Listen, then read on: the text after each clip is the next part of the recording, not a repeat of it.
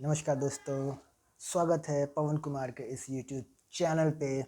आज का मेरा टॉपिक है चार्टर्ड एक्ट 1793।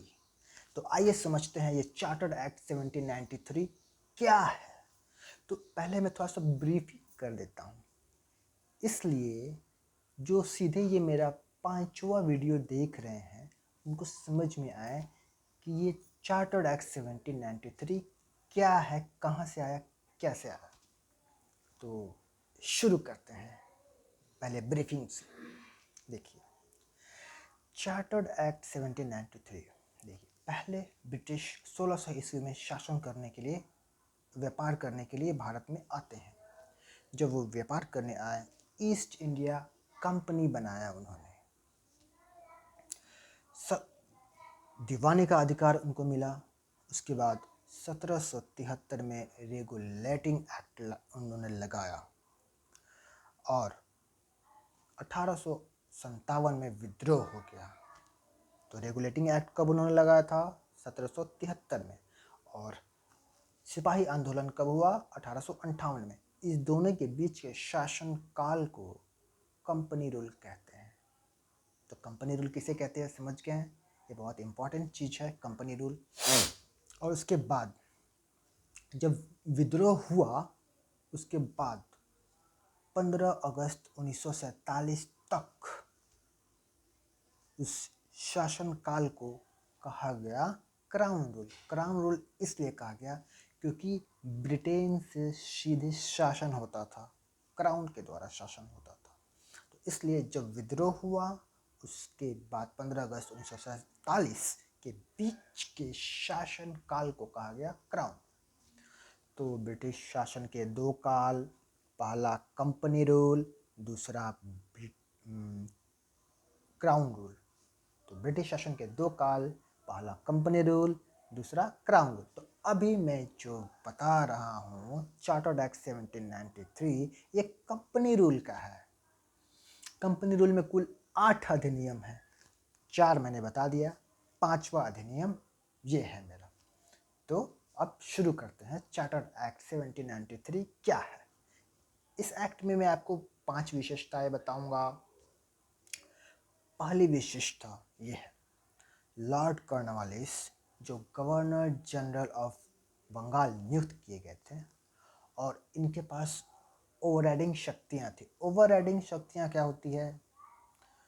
अपने ही परिषद के निर्णय लिया गया है उसको रद्द कर देना, ये ओवरराइडिंग शक्ति होती है, ओवरराइडिंग पावर होती है। तो लॉर्ड कॉर्नवालिस जिनको ओवरराइडिंग शक्तियाँ मिली होती हैं उसको विस्तार करते हैं, इंक्रीज करते हैं, इम्प्रूव करते हैं। किसके ऊपर? जितने भी भावी गवर्नर जनरल हैं और जितने भी प्रेसिडेंसीज हैं, बॉम्बे एंड मद्रास प्रेसिडेंसीज, सब गवर्नरों पे ये जो ओवरराइडिंग शक्तियां हैं उसका विस्तार करते हैं। तो ये थी पहली विशेषता कि लॉर्ड कॉर्नवालिस ओवरराइडिंग शक्तियों का विस्तार करते हैं। ये थी पहली विशेषता। तो दूसरी विशेषता ये है इस अधिनियम की, इस अधिनियम ने गवर्नर जनरल को अधिक शक्तियां और अधिक कमान सौंपा। तो किसके ऊपर सौंपा?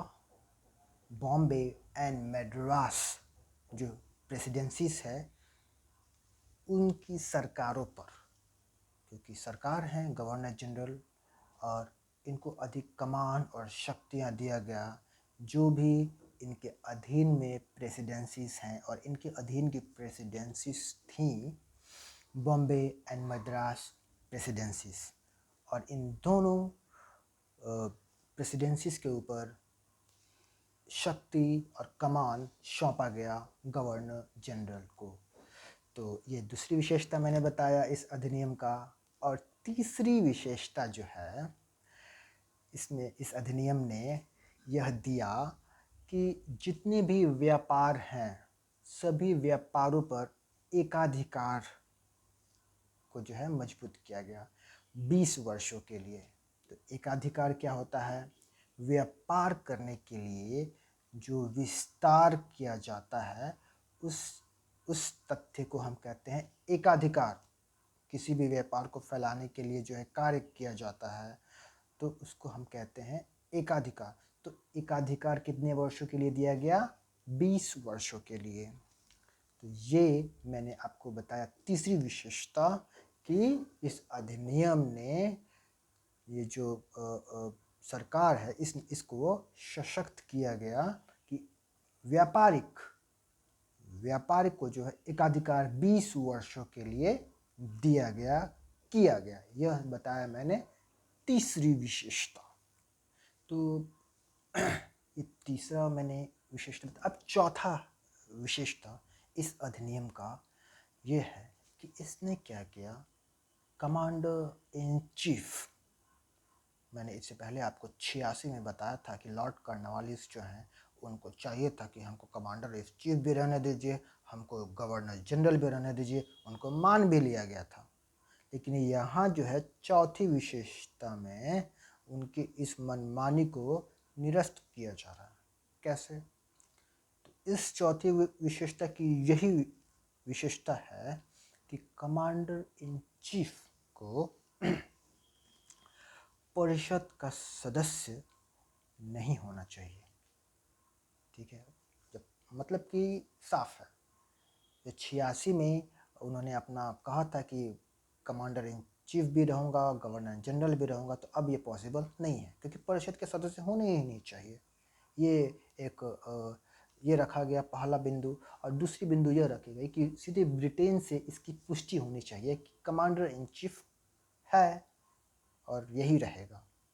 तो इसलिए यह तीसरी विशेषता जो चौथी विशेषता है महत्वपूर्ण हो जाती है, क्योंकि यहाँ पे थोड़ी चेंजिंग आ जाती है कि कमांडर इन चीफ को परिषद का सदस्य नहीं होना चाहिए और इसकी पुष्टि कौन करेगा? ब्रिटेन से सीधे इसकी पुष्टि की जाएगी। तो ये इस अधिनियम की चौथी विशेषता। और पांचवी विशेषता क्या है? सबसे लास्ट जो मैं विशेषता बता रहा हूँ, इसमें जो नियंत्रण बोर्ड है, बोर्ड ऑफ कंट्रोल, और बोर्ड ऑफ कंट्रोल मैंने आपको बताया था इससे पहले वाले वीडियो में, मैं उसको रिमाइंड कर देता हूँ कि बोर्ड ऑफ कंट्रोल के अंडर में राजनीतिक प्रबंधन करने का कार्य है और राजनीतिक प्रबंधन करने का कार्य बोर्ड नियंत्रण बोर्ड का है। और इस नियंत्रण बोर्ड को वेतन कहाँ से मिलना था? हाँ, इसी अधिनियम में ये डिसाइड हुआ कि नियंत्रण बोर्ड को जो वेतन है वो कौन देगा? भारत सरकार का राजस्व से दिया जाएगा। कहाँ से दिया जाएगा वेतन? भारत सरकार की राजस्व से नियंत्रण बोर्ड को और उसके कर्मचारियों को वेतन दिया जाएगा। तो ये मैंने आपको पांचों विशेषताएं चार्टर्ड एक्ट 1793 का बताया है। और इससे संबंधित जो इंटरेस्टेड हैं, जो नोट्स जिनको चाहिए, मैं डाल दूंगा डिस्क्रिप्शन में। और इससे पहले जितने भी मैंने वीडियोस बनाए हैं उन सभी का नोट्स में कोशिश करूंगा कि डाल दूंगा। तो इसलिए मेरा कोशिश कैसा रहा, मैंने जो समझाया है स्टेप बाय स्टेप पांचों विशेषताएं, वो थोड़ा बताइएगा मुझे कैसा रहा। अगर कहीं कमियां हैं या कहीं अच्छा या नेगेटिव या पॉजिटिव पॉइंट्स हैं तो प्लीज़ मुझे बताइएगा ज़रूर। और ठीक है, तो इस वीडियो को ख़त्म करने से पहले मैं एक वाक्य कहना चाहूँगा, प्रेरक वाक्य जो मेरा फेवरेट है कि अकेले चलने का साहस रखिए जनाब, अकेले चलने का साहस रखिए जनाब, कामयाबी एक दिन आपके कदम चूमेगी। तो अकेले चलने का साहस रखिए जनाब, कामयाबी एक दिन आपके कदम चूमेगी। इस सेंटेंस के साथ मैं इस वीडियो को ख़त्म करता हूँ। प्लीज़ लाइक करिए, शेयर करिए और सब्सक्राइब करिए, क्योंकि बहुत लोग मेरे वीडियोस देखते हैं लेकिन सब्सक्राइब नहीं करते हैं। कोई बात नहीं, देखिए, लेकिन अगर सब्सक्राइब करिएगा तो जो भी मैं वीडियोस बनाऊंगा उसका अपडेट आप तक पहुंचता रहेगा। जो इस तरह की वीडियोस देखते हैं जो इसको नॉलेज गेन करना है कॉन्स्टिट्यूशन की, संविधान की, हिस्टोरिकल बैकग्राउंड की, कॉन्स्टिट्यूशन की, तो please like, share and subscribe my channel. धन्यवाद।